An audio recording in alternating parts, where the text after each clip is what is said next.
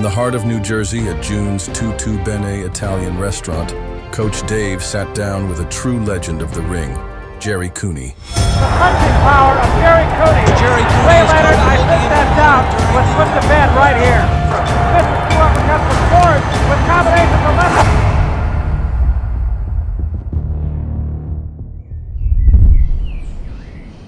I grew up in an Irish Catholic family. My father was a steel construction worker, drank a lot, and so there was always boxing gloves in the house. My oldest brother, Tom, my father used to bring us out in the back to punch each other around, and then my brother at 15 and a half left the house because he couldn't take it anymore. Right. In fact, I just spoke to him today. I talked about the day that my father brought all the boys in the garage and closed the door behind us and said, "Who moved my belt?" And nobody moved his belt, but he had to find out who moved the belt. Tommy left the house at 15. A couple of years later, he wound up in the YMCA. It was a boxing gym, and I loved my brother, and I followed him there. I was 15 and a half. I was 6'4", 160 pounds. I was a big, tall string bean, but when I hit you, you were gonna go. The punching power of Gerry Cooney. Ray Leonard, I think that down was put to bed right here. When I went to the gym, everybody was a right-handed fighter. So I just started fighting right-handed. Yeah, but you're a southpaw naturally. A lot of people don't realize my that. power. Yeah. Larry Holmes told me about 6 months ago. He never knew it. And so every time I jabbed, it was like hitting you with the right hand.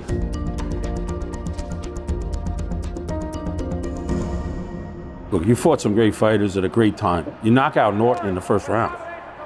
I mean, Norton was a big bomber at the time, broke Ali's jaw in '76 in Yankee Stadium, and here you come and you drop his ass.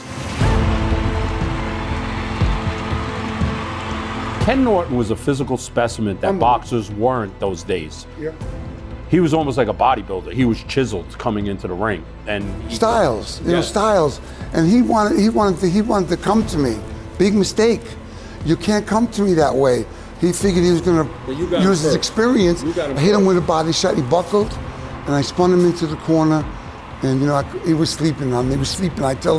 He was sleeping, and I was stuck on the rope. He was snoring. He is not going to get up from this. The fight is over in 54 seconds. Look, for many years, and we were talking about this on the ride down, I said, Larry Holmes had one of the best jabs, if not the best jab in boxing. He was, I don't want to say overlooked, but people didn't realize what he was. Larry Holmes was so patient.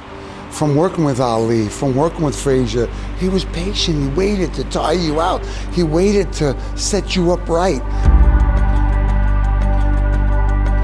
Holmes was mad at me.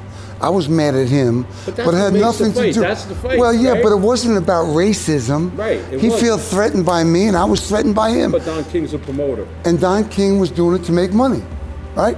That's how that came about. Holmes and I got in the ring. I was so mad, I couldn't wait to hit him.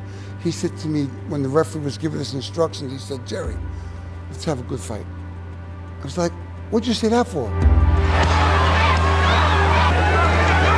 A good right by Cooney. A much better round for Cooney. A quick right by Holmes. I am trying to go the distance. I'm not going out being Gerry Cooney. Fight. You're fighting a 15-round but fight. I'm not going out fighting like I fought Norton, because now I'm fighting the heavyweight champ. Right. Inexperience held me back. We'll go to Foreman. You gave it to him in the first round. Like, you let it hang out there in the first round with him. I'm going to tell you something, right? So in April of 1988, I put down the drink. And so him and I fought in January of 90. So I was just waking up from not drinking, from getting my life back on track. So I really wasn't prepared yet for it. And I was promoting some of his fights, and he was knocking guys all the time. He said to me, "Look, why don't we fight?" So I said, "That sounds pretty good. I've never done this sober." And I put it down. We signed to fight. And Clancy was great. He wanted me to box and move for 6, 7, 8 rounds and then open up. But I heard him. I heard Foreman with a body shot and a hook on the chin. And you know, when you're a puncher, you want to go for it. But my timing wasn't right and I got caught. But it's all good. It's all good. You know that story. I see that smile on your face. Yeah, man, I got this. Let me go. Mistake.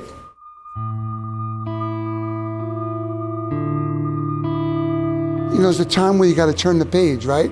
Just like when your career ends, you got to turn that page. We don't want to because we always miss the roar of the crowd. The roar of the crowd, I'll tell you the story. So you're in your dressing room and the door, someone knocks on the door, they open the door up, it's the commission. Cooney, you're next. First thing you say is, oh shit. And then you walk down this empty hallway, it's deathly silent and you're quiet, you're thinking, the door opens up and you hear the roar of the crowd. And that's when you become magical. I'm getting chills as I tell you. You become magical, you figure it all out, what you gotta do. And that was my experience for most times. You know, you got a lot of positive energy, a lot of stuff out there. What kind of advice would you give somebody today? What was that story I told you before about the guys in the boat with God? And the guy was rowing, and he was rowing, the guy was steering that boat. And he was rowing and got tired. He said, God, come on, God. And God said, my son, I don't row. And the other one is like, the guy's walking down the beach with God, right? And he's, so some of the most difficult times in his life, there's only one set of footprints. He said, God, during my most tumultuous times, you left me. He said, no, my son, that was when I was carrying you. We have to get that. And that every day is a gift. While Gerry Cooney made his mark in the ring, June has been making hers right here at Tuttobene. More than just a restaurant, it's a place where stories are shared and history is honored. So we're all here together for this. But you know what? In the amount of time I know this woman, passionate, you know, the food, I got a feeling it's gonna be, but you know what? She's all in. But she's a pretty tough woman, great, passionate. You know, like a fighter, what she does here in the restaurant is passion. So I started to cook with my grandmother in the kitchen since I was 3. And from there, my passion grew. And the reason why my passion grew is the way my grandmother was and the way my father was, which was all about love. I have my own creativity, my own passion and love. But it did start in my home. I had lost my son, and my son and I were supposed to open a restaurant together. My son died at 21 years old from a drug overdose.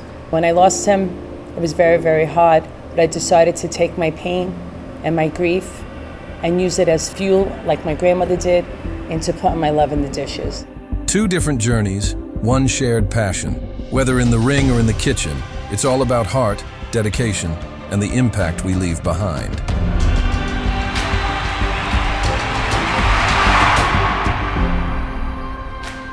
We're gonna have some really good food right now. And Coach Dave McDonough from Coach's Corner Podcast, train hard, train smart, and we'll see you in the next round. Let's eat.